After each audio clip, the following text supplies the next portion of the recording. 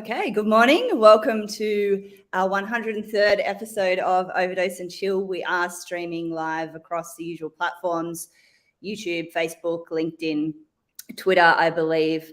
I am so excited for my guest today, Rad from Yotpo. Welcome. Thank you. 103. That's insane. I know, yes. I didn't get the auspicious honor of doing the 100th episode. That rightly went to Todd, but yeah, 103. I can't believe we've been doing it for that long. What started as a weird little idea at the start of the pandemic and lockdowns.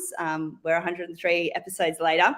I'm, for one, excited you're my guest today. I've had quite the morning. I've had 2 hours in the car, got stuck behind the Domain Tunnel disaster, and not a lot of prep and Zen time before, but happy Friday to you. Could you please introduce yourself, your role, and I would love you, if you're okay with it, to give a bit of your background of how you got to this position and where you come from prior, because I know you've had a different career path than some of us. So over to you. Yeah, firstly, thank you so much for having me. It's an absolute pleasure to be here. So my name is Rad and I head up the partnerships team at Yotpo Australia. So Yotpo has been around for going on 11 years now. But we just recently opened up in Australia a year and a half ago and have about 25 people in the office now in Sydney, which is absolutely incredible. How did I get here? I worked in the ecosystem previously for a competitor, and I've always wanted to work for the best technology and the best technology on the market. And when Yotpo was coming into Australia, I thought it was a no-brainer to jump ship and kind of lead that charge there. And, you know, it's I'm a big believer in trust your intuition and your gut, and I'm glad I did. And it's just been absolutely incredible journey so far.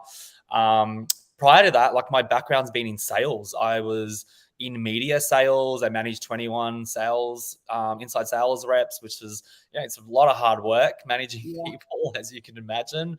And then my passion, I've got a side hustle, which is In It Together mental health forums. So I create, I guess, like a little bit like a Q&A panel with like health organizations. I was a brand ambassador for Headspace for a little while. So yeah, a lot of passion there for the mental health space as well. Yeah, absolutely. And I think being in partnerships in the ecosystem, it's a chaotic, busy place. You know, I find it's very competitive when you're an agnostic agency, you know, and for us, priding ourselves working with the best tech like you wanted to do is something that's pretty important to Overdose. And we cultivate a lot of different relationships. But I, for one, have really loved the empathy and the humility that you go around your business relationships in that partnership network, because it is a hard gig. You have to, you know, have the strength of certain relationships and know when partners are the right fit. You're also dealing with merchants on a daily basis. And I think you're unique in the sense that you've got that strength of connection and understanding what the merchant wants and needs and their pain points and their challenges, but also on the other side of that with other partners within the system, you know, recognizing their role in the system. Did you want to maybe talk about how you approach your role as a person and what some of the things are that you know, employ in your day-to-day, or just your, you know, your personality, how you bring that to the business environment that we work within? Yeah, look, partnerships is a beast, and the way that I've always managed partnerships is just like relationships, right? Some work, some don't. And also like your friendship circle, you can't be friends with everyone. And that's kind of the mentality that I've gone in with, especially being the first hire in Australia. And I had a rare opportunity to build the ecosystem that we wanted to have. And I learned that pretty quickly. And, you know, sometimes you can't work with everyone. I think that's the first thing. You can't work with everyone. It's just impossible to manage that relationship, expectations, delivery. So you need to be selective in the partners that you want to work with, and they need to align with what your company's vision is and what your customers want as well. Hence why we work with Overdose, because we align a lot with what our customers want, the technology, so it makes sense. And I feel like, you know, something that I learned previously that I didn't do well is I wanted to work with everyone. And I wanted to be liked by everyone, and I wanted the company to be doing everything and integrate with everyone. It's just impossible. And I think saying no, and being okay saying no sometimes, and also from the other side as well, that not everyone would want to work with us as well, and that's Yeah. okay. Yeah. And it's the same thing with the customers, right? Like for us, it's just being honest. I think a Yeah. lot of people can't be honest. They want to say yes all the time. And I know we've had this discussion as well. And then something I love about you guys as well is you won't take on a project if you know you can't deliver their expectations or Yeah. unrealistic expectations, right? Yeah, And of it's just course. the Yeah. partnerships. And I think that comes, I mean, I was very, when I started my career, and I come from a media agency background as well, above the line back a very long time ago. And even when I started my own business before it got acquired by Overdose, you say yes to everything. You want to sell yourself to everybody. You're trying to establish yourself. And I think it's a lesson. And I see it with young team members in my team. They're so eager and very ambitious, which are qualities I absolutely adore. But you can see that risk of burnout or compromising the quality of what you output if you're saying yes to everything. And it's something that I've only gotten that skill to, pull back and know when it's maybe not the right relationship fit or the right position to be in, has been from age. And I'm not going to go as far as to say wisdom, but it is a little bit of that. And it takes time within your career to, build and understand that. I also think it's really well worth noting, like you mentioned, you were the first hire for Yotpo in Australia. When I started my first little humble ecom business almost 10 years ago, there were no partners in Australia. I think Shopify had maybe one or two people. It was like Reese Ferner. You had to get on calls at night or early in the morning with all the tech platforms to have any kind of relationship or get any answers on how you're integrating things or how you're executing. And I think it's really great and a testament to the e-commerce industry in Australia, how it's built and grown, that there are so many companies now with a presence here, office, investment in team, because Australian businesses want to work with people they can see and be face-to-face with. Would you, what do Yeah, you, how do you? 100%. And I think that was, we have a great product, but if you can't manage it from the customer's Yeah, expectations out of the market, it just makes life a lot easier. Aussies understand Aussie brands. We understand what they need. And it's just simple things like being able to pick up the phone or send an email in real time and have a real person in Australia answer it. And we see that when builds are happening as well with partners. And if a partner is in Australia, it delays yeah, builds or projects. So we do see a huge difference with us being in the market. Our customers are absolutely loving the transition, and we're continuing to hire amazing CSMs to be able to cater for our market. Like we have a lot of customers here. yeah, It's been a slower process, but we always wanted to do it the right way, make sure we have the right people yeah, that are joining. And again, starting from scratch means that we have that opportunity to be yeah, able to take our time and hire the people that we want to get into the business. And honestly, I was in the Sydney office a couple of weeks ago and I didn't have a desk, and it was such a really good feeling. And everyone's just really great and, passionate. And we have such an amazing ecosystem. We have such amazing brands and really cool technology here. So it's really exciting to be able to go into an office now with 25 strong people and everyone's passionate as you are. It's a really cool thing. It's a really nice vibe to go yeah. into. I think it's definitely the nice change from being A, not able to travel, and B, not be in the office. Like we're seeing the same thing. We've just moved into a new space, and A really on nice average, place, by the way. pardon, you like the new Really space? Yeah. nice place. Love Yeah. the new space. Yeah, it's been a game changer for us, and it's attracted more people back to the office. Sort of Monday to Friday, we've got bodies in. There's days where I've been in, same deal. I couldn't get a spot, couldn't get a desk. So it's pretty.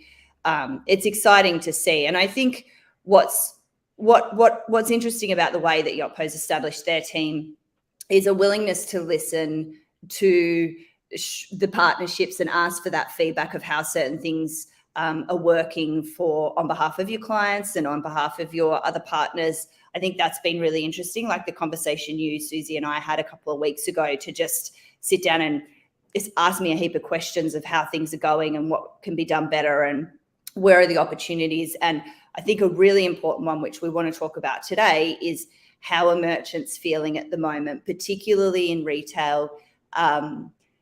It's been one of the most interesting sort of few month periods that I've had in a while in terms of the sentiment of merchants looking at what customers and consumer spending behavior is doing. And I wanted to touch on it with you, like what kind of conversations are you having?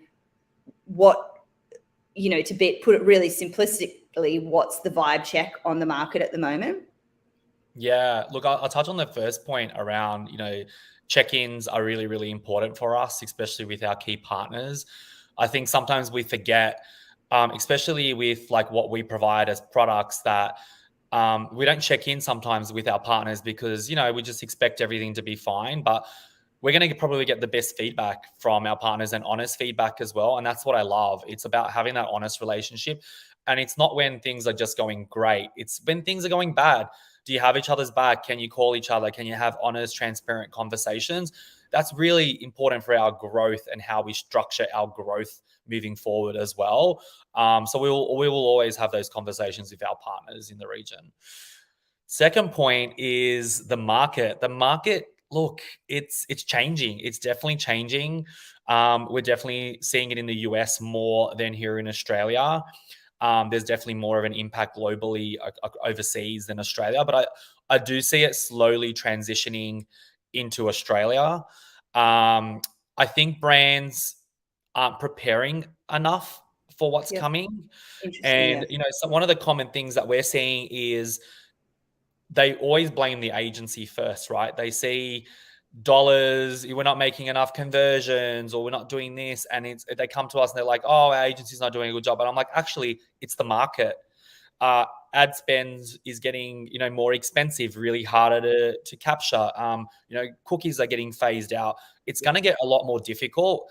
And I think where brands should start be looking at is, how do we bring in new channels, or how do we capture data that we can't capture previously? And I'm seeing loyalty becoming that kind of puzzle piece where brands can really leverage that kind of missing pieces that are happening at the moment.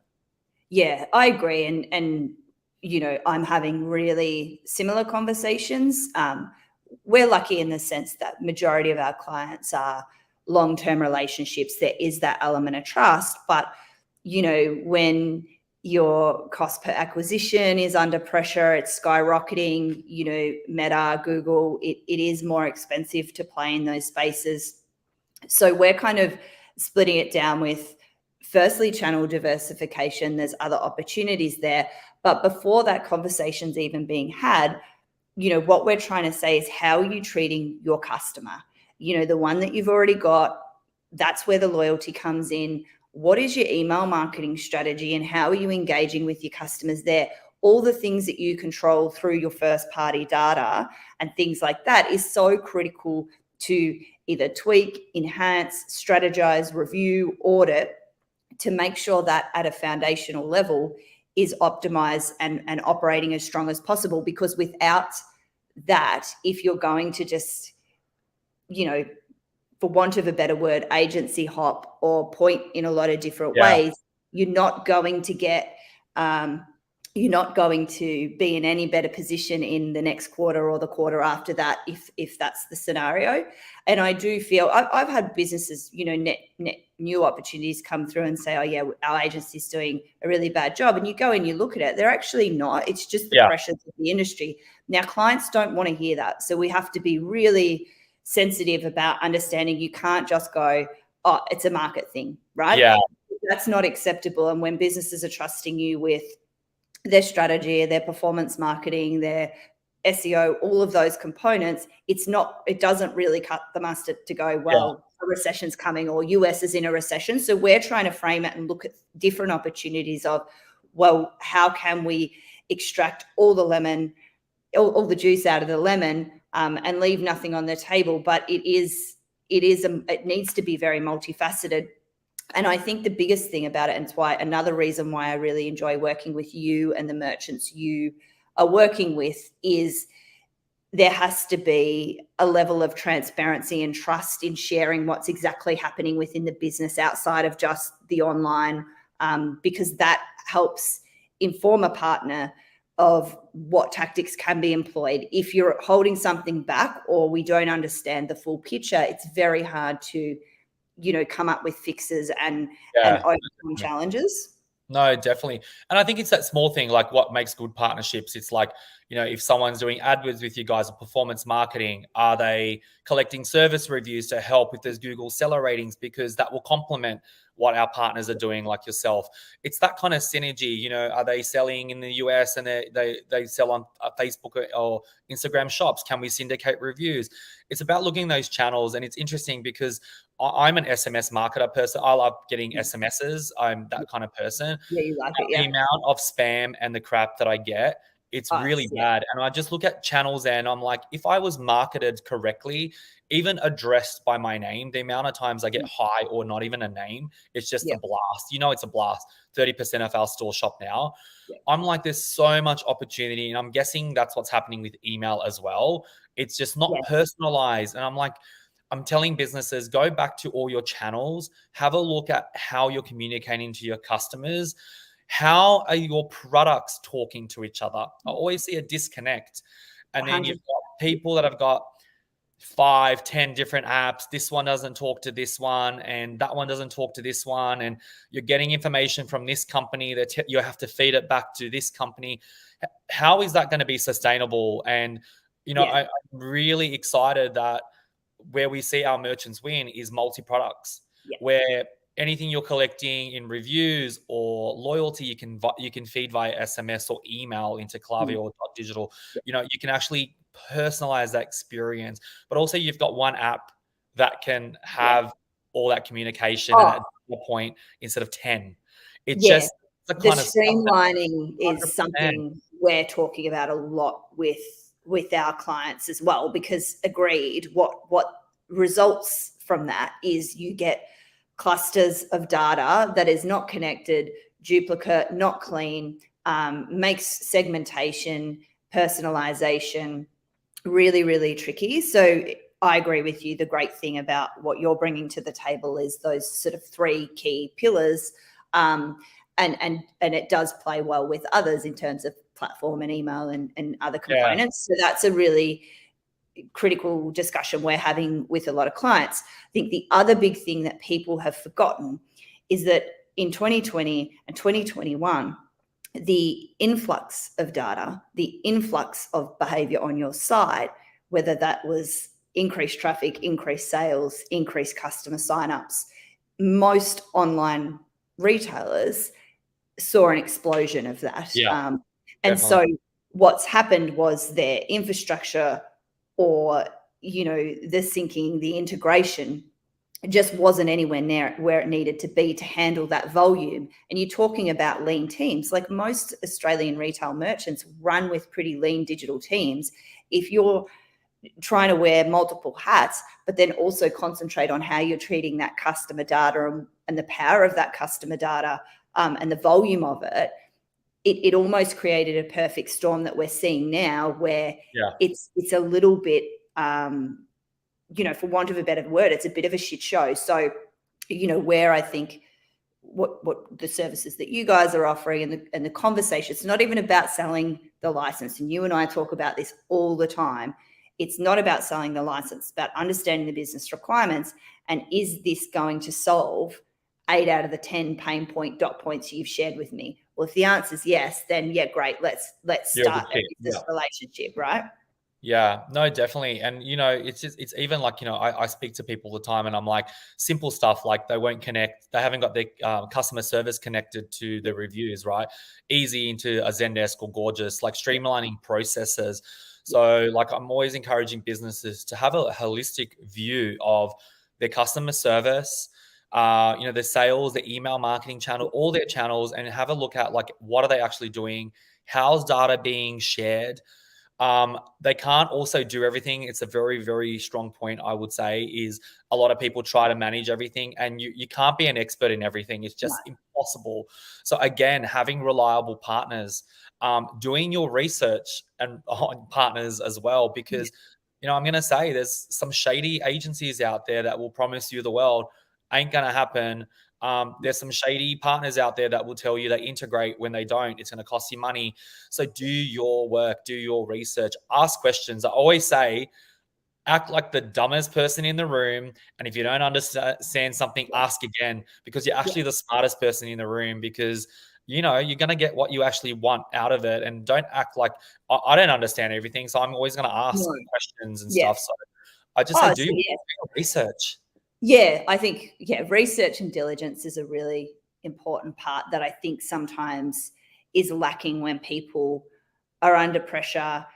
They're feeling overwhelmed and you're wanting just a quick solution. And I do see it happen. And I feel for ecom managers and people in those teams at the moment, because the pressure's coming from multiple different areas. And you said this at the start of our chat, is a good relationship's not really about when it's smooth sailing and the sun's out and the drinks are flowing. A good relationship is, how do we get through times of challenge when, it is rainy and shit's not going to plan? I think that's where, a little bit of grit, and I talk about grit a lot with my leadership team and the team in Melbourne. It's like, it's really easy to think you're rock stars when you do a report from 2020 during 6 months of we couldn't leave our houses and, you're shopping online, right? You can't fall into the trap of celebrating that, because anybody really could have achieved that. What we will be judged on is, how we used that to springboard and then prepare businesses and almost give them an extra layer of armor to not just survive, but thrive in times of challenge. And I learned very young on as a marketer, the company that stops spending or cuts things or strips things back during tougher times in the economy is the one that won't be there at the end, because you have to keep that touch point with your customer and be able to absorb it. And it's easier said than done. Like, I don't want to oversimplify it, because there's a lot of tricky things happening out there, but we also have to look at the net positives and the opportunities that can come out of some of the things that have happened over the last couple of years. Look, I think, businesses have to make some brave decisions. And I would say that I believe it's coming in the next couple of months as well. Someone that pops into my mind is Travis, the CEO of Tiger Lily. Like last year, she decided in November, she was, I think, CEO for a couple of months, to change her POS system when the holiday season is. And she changed to Shopify POS because she knew that she was going to do Yotpo reviews, loyalty, which connects with POS, right? And it made sense because it would have costed her a lot more money to get it through the Arcadic POS system they had. I think it was something really old. So like, she made that really tough decision, but now she's reaping the rewards from it, right? We talked about it that night at the that's right. Decisions, and like, yes, like it might be a little tough and cost you a little bit more now, but it will reward you in the end. And like you said, when people start cutting, they normally cut stuff that they need. The agency spend, it could be, review products, whatever it is, but they're the stuff that you actually need to invest in. So it's like having a better look at, like I said, like maybe you've got a lot of apps that do similar things, or your processes can be a bit leaner, especially with those leaner teams. Like, how can you make customer service a lot easier? And I always say to people, if you're bringing something on new, it shouldn't give you more work to do. It should make life easier. And if your team is going, oh no, there's more work for me to do, or there's more hoops for me to jump through, then that's probably not a good fit. 100%. And that's another conversation we're having with a lot of teams, is that investment of their time in running, reporting, understanding, and looking at the stack and how that can be streamlined and work harder, work smarter, not harder necessarily. And as teams are feeling that pressure to look at a lot of different things, I think there's a lot of reactive decision making happening, where it comes back to that doing your diligence, understanding things. And I agree with you. There's no such thing as a stupid question. And it does still surprise me sometimes with prospective clients and things like that. You really should be grilled, in my opinion. We're participating in one at the moment. And I think it's probably one of the most well-constructed RFPs I've been involved in, because the questions are really about how your team works, what's your strategies around this. There's around 10 to 15 questions that I don't get asked, but should really probably be asked if a business is considering working with us for any service.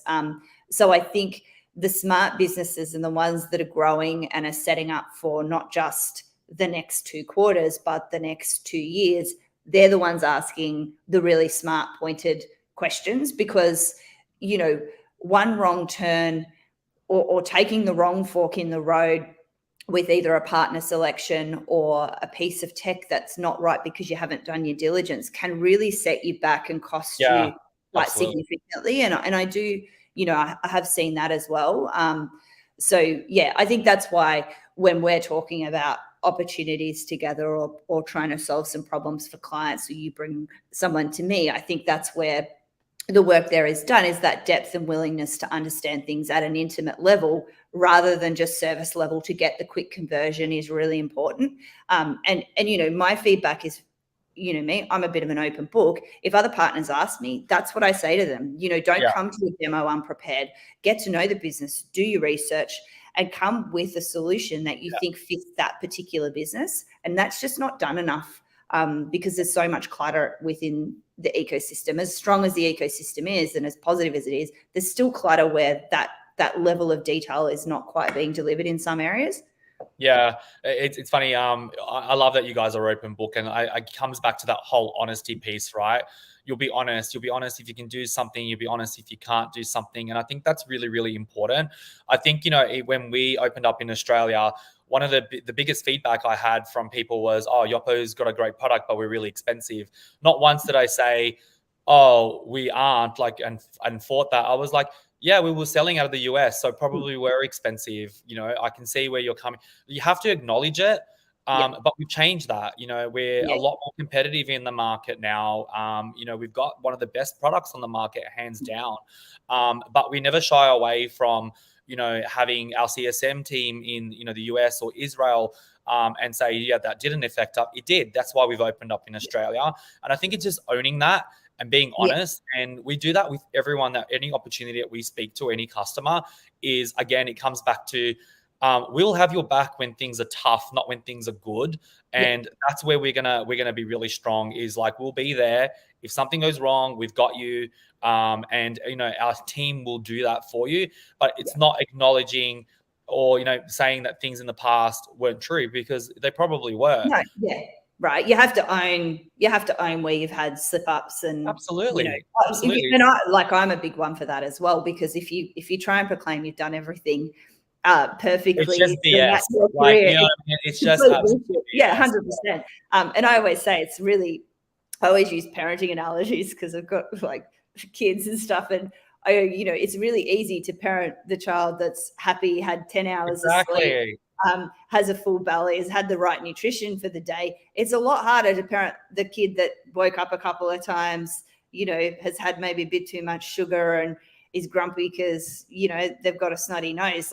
It's the same premise with your other business relationships. Is it's pretty easy to work with a business that's kicking goals and loving life. And I think I quite enjoy the challenge of, trying to problem solve for a business if they're facing some adversity, and finding the right platforms and partners and different things to come into the mix. I think that's a really cool part of what we get to do. But there's a resilience that comes with understanding we're not, it's not like being a creative agency or a brand agency. We're very much measured on the performance of the business, as you guys are. If you're selling something, they're wanting to get those reviews flowing in. They're wanting to get those loyalty signups.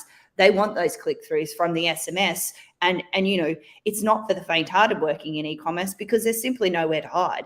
If shit's going down, you don't really have any other option but to own it and try and fix that and get things going in the right way. Yeah. Yeah, and look, and Yeah, yeah, you go go. for it. No, you can. No, I was just going to say, at the end of the day, for both of us, our customers, our testimonials, right? Like, we don't need to be going out there and beating our chest on how good we are. Yeah. We know like what we can do and what our products can do, and vice versa. So it's up to our customers at the end of the day to be that voice. And we're very blessed. Like, we've got some really great brands, and I know we work with so many great brands together. And like, they're going to be our voice. They're going to shape the way how Yeah. we do things in Australia. Like I said, we come and listen to our partners, but we also want to listen to our customers, and it's something that we really pride ourselves on. Like, it's not just like positive feedback. It's like, well, what can we do better? How can we improve? They shape a lot of our products as well. They give us feedback like, hey, maybe you can add this in, or maybe you can do this. And they also are part of that community. And, like I said, we've got some really, really great brands and a great team and great partners here. It's going to be an exciting couple of years in the market. Yeah, no, I totally agree. Let's switch gears a little and talk about Yeah. some of the things that you do in the industry. What are your favorite events as a partner manager? It's always a big part of where you have to be and what you do. But I know you've done some and organized some things off your own bat. And also you attend a lot of the things. What have you loved over the last 12 months about being back alive? But what events do you think retailers or merchants get great value out of? What events do you think, the ecosystem in terms of tech partners and agency partners get value out of? And what are some of the ones that you're more passionate about? Yeah, look, I went to my first iMedia recently, and I Yeah. absolutely loved it. I loved the Business Connect, and I thought it was a really great event because you get to spend a lot of time with retailers and have that FaceTime and really understand, like, do you want to work with each other? Like, you can vibe each other really well. Look, I think it's so great that all the events are open. I love All Star Bash. I love those kind of events, online retailer. But the ones that I really love are the more intimate ones, like, us hosting dinners and actually getting to know people on a personal level. And I recently just hosted our first Pride event in Sydney. Yeah. And what was interesting is the people that came to the Pride event are normally retailers that don't come to any of the other events that we Yeah. invite them to. So there's a different market there. And honestly, the way that we set up the Pride panel and had voices of a minority group that doesn't really have a voice in the vendor space, because it's still pretty homophobic. Yeah. It was, you could drop a pin. Everyone was so engaged. The feedback was amazing. I think that's where there's a lot of opportunity. I think people with disabilities, people of color, refugees that have shaped e-commerce, I think that's where there's a gap, and I would love to see more events. And that's something that I really want us to keep pushing. It's around, giving people voices that don't have a voice, because there's a lot of amazing people, people of color, or, refugees that have come and, built brands that don't really have a voice, because unfortunately, there is a lot of white privilege in our industry, and it's, white people sitting on the same panels again. Yeah. So I think people want to see a bit of a change and a bit of a different voice of people as well. And yeah, I think the Pride panel was really a ha-ha moment on, wow, people actually are craving a bit more content than, hey, this is how many conversions we hit, and here's a case study. And Yeah. we've seen it on and on again. And I think there's a gap there. And I think that's where my passion is. And I'd love to do some more events around there, and hopefully keep driving some of those.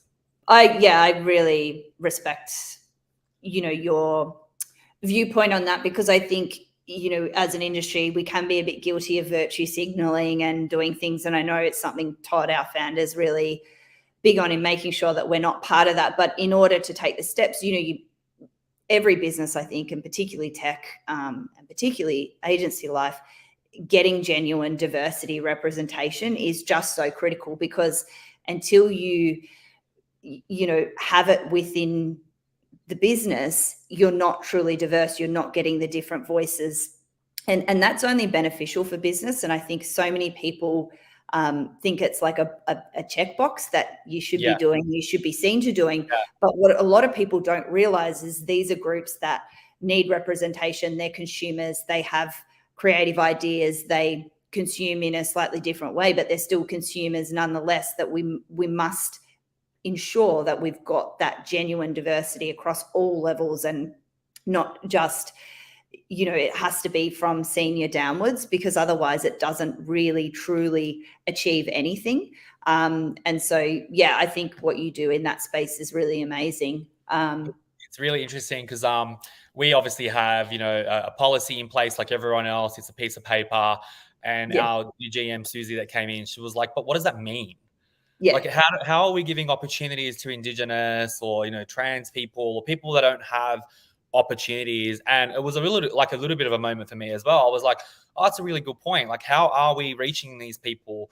Yeah. Like, they're probably not on LinkedIn and they're probably not on Seek. No. So how are we organizing? And it was really a good moment for us to be like, well, how are we giving people an opportunity to actually apply for these roles in different channels?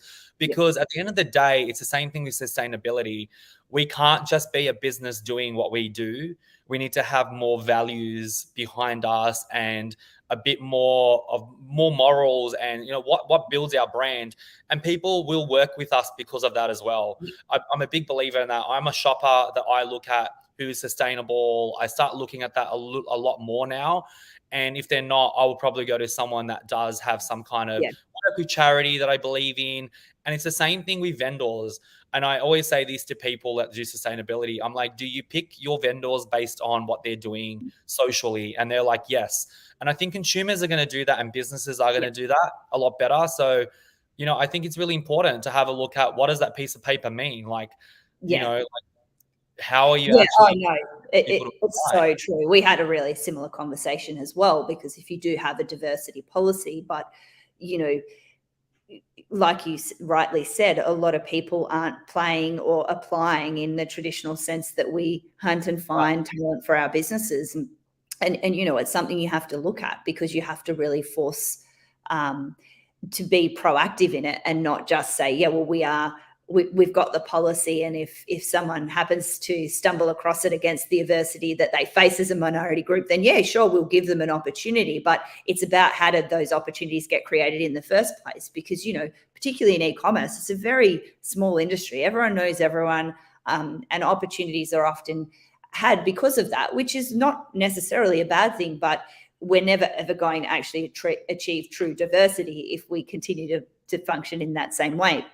And I agree, the client expectation is, it's a discussion point I'm seeing more and more frequently, where you are asked about that. You're asked about, pay equality and gender and diversity and things like that as part of that agency selection process. And I think it's a really positive sign that, clients and then the customers of our clients are considering that as well when they're choosing where to buy, their products from. So it's cool to see. I think we've still got a lot of work to do. And I think having diverse people in positions of power and seniority is really the only way to truly get it done.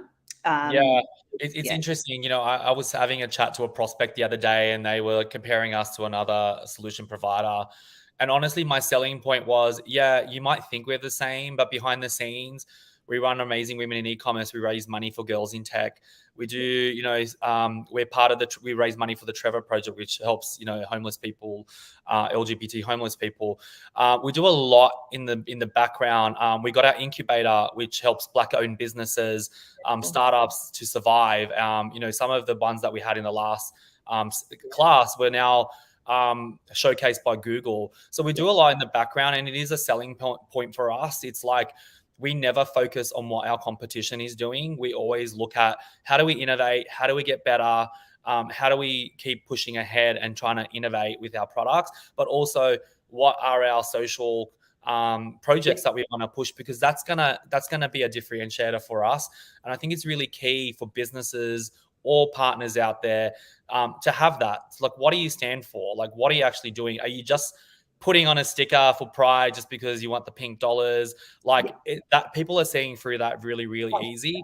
And it was interesting when I did the pride panel, the panelists I had were absolutely amazing, but they were absolutely terrified to actually speak in public. And to me, that was another moment of, if they're really scared to be their authentic selves, that shows me that there's still a problem. There's still a lot of work to be done. There's still a lot of work to be done. They're not comfortable in getting up and speaking. I had to really handhold them and convince them that, you know, and it really did happen. You know, I'm going to shout out Lucy from Booty here, but, you know, she was talking about being bisexual and sharing her story. And I actually had someone come up to me in the crowd and I go, oh, I relate to Lucy. I've never spoken about it openly before. So there's still a lot of work to be done. And like, we're still like, you know, I'm still like a gay man, but I'm still white, so I'm still privileged. I can't even imagine what it would be like to be colored or indigenous or have a disability.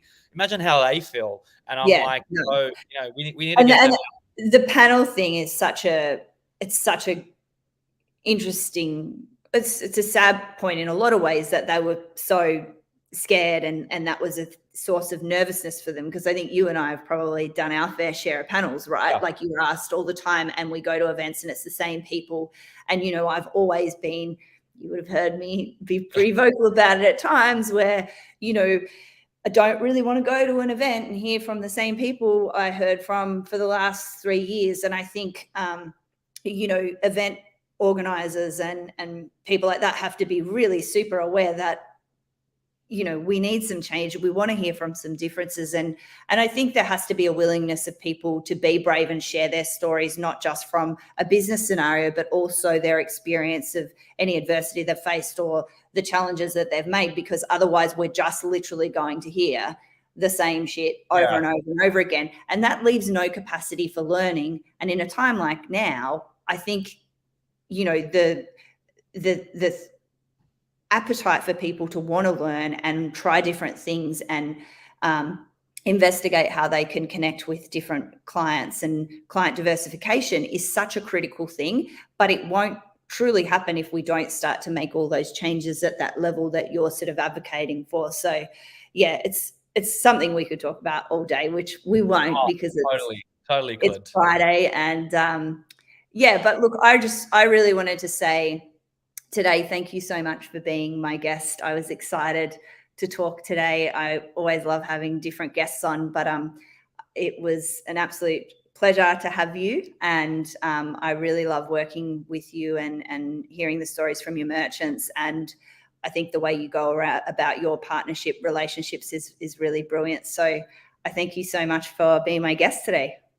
Thank you for having me. Like, time just goes so quickly when we're having great conversations. And yeah, it's like, I love everything that you guys do, and I love being partners with you as well. So yeah, really thanks so much for having me and letting me have an opportunity to talk about things I'm passionate about. Awesome. Thank you.